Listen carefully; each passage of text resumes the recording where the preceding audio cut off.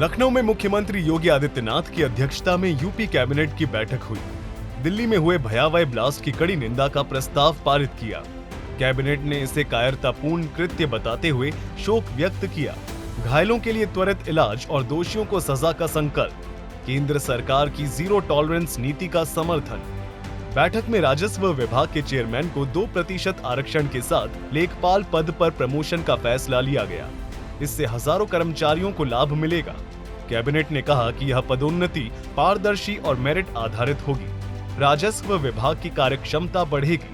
जो दिल्ली में आतंकवादी घटना हुई उसकी निंदा उसके संबंध में एक मंत्रिमंडल का प्रस्ताव ये भी था कि उसकी निंदा की जाए और हर तरह से उनके परिवारों को जिन लोगों ने अपनी जान खोई या जो लोग बेचारे अभी तक बीमार हैं, अस्पतालों में हैं, उनके प्रति पूरी संवेदना व्यक्त की गई। इसके अलावा न्याय विभाग के 2 प्रस्ताव हैं। एक तो यह है कि जो मुख्य न्यायाधीश उच्च न्यायालय इलाहाबाद द्वारा उच्च न्यायालय में अपर निजी सचिव के 156 पदों का निजी सचिव ग्रेड 1 के पदों पर किए गए उच्चीकरण, ये विशेष रूप से 156 जो हमारे निजी सचिव थे उनको ग्रेड 1 में प्रमोट किया गया है। एक प्रस्ताव तो यह है, इसमें लगभग वार्षिक रूप से 10 करोड़ सालाना का व्यवहार सरकार के ऊपर आएगा, 10 करोड़ रुपए। जो न्यायिक सेवा तथा उच्चतर न्यायिक सेवा के अधिकारियों को कार क्रय करने के लिए जो शर्तें थी उसमें और उसको बढ़ाया गया है। मिसाल के तौर पर पहले 8 लाख रुपया था, अब 10 लाख रुपए तक उनको मिल सकता है और 10 लाख रुपया या कार जो भी कम हो और 5% ब्याज के ऊपर उनको ये अनुमन्य किया गया है। हमारे न्यायिक सेवा के उत्तर प्रदेश राज्य के न्यायिक सेवा उच्चतर न्यायिक सेवा के अधिकारियों को ये सुविधा दी जा रही है। सरकार ने फैमिली आईडी सॉफ्टवेयर तैयार किया। वृद्धावस्था पेंशन के लिए आवेदन की जरूरत नहीं। विभाग खुद पात्र लोगों से संपर्क करेगा। जो भी पात्र हैं उनकी पेंशन चालू हो जाएगी। ये डिजिटल इंडिया का हिस्सा है जिससे गरीबों को तुरंत लाभ मिलेगा। दुकान एवं वाणिज्य अधिष्ठान अधिनियम 1962 इसको मंत्रिमंडल ने इसका संशोधन करने के प्रस्ताव को अनुमोदित किया है।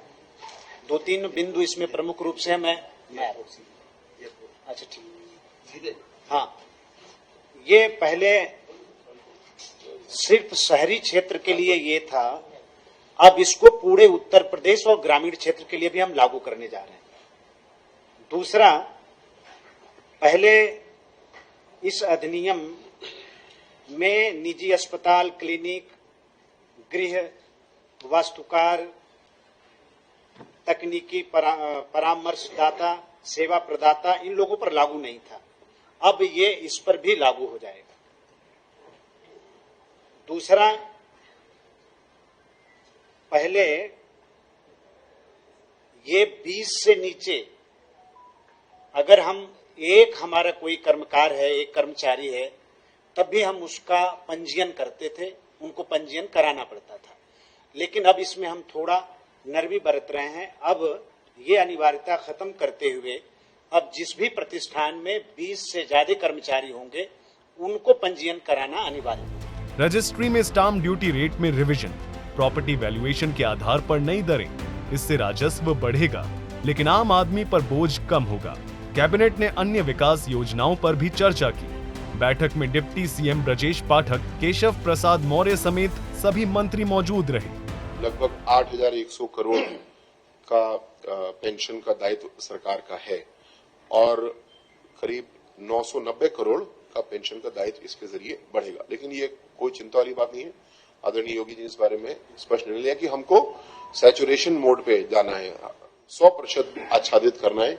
जितने भी लाभार्थी हैं, किसी कारण से छूट रहे थे, नए निकामी आएंगे, हर एक को पेंशन मिलेगी, कोई बजट की समस्या नहीं होगी। अभी लाभार्थी हैं 67,50,000 और हमारा कैलकुलेशन है कि करीब 8.25 लाख लोग इसके जरिए बढ़ जाएंगे। पेंशन अभी मिल रही है 1,000 रुपए महीना। यूपी कैबिनेट के फैसले विकास और कल्याण की दिशा में हैं। दिल्ली ब्लास्ट निंदा से एकजुटता, चेयरमैन प्रमोशन से कर्मचारी हर्षित, फैमिली आईडी से पेंशन आसान, स्टाम्प ड्यूटी रिवीजन से पारदर्शिता होगी। ब्यूरो रिपोर्ट, सूर्या समाचार।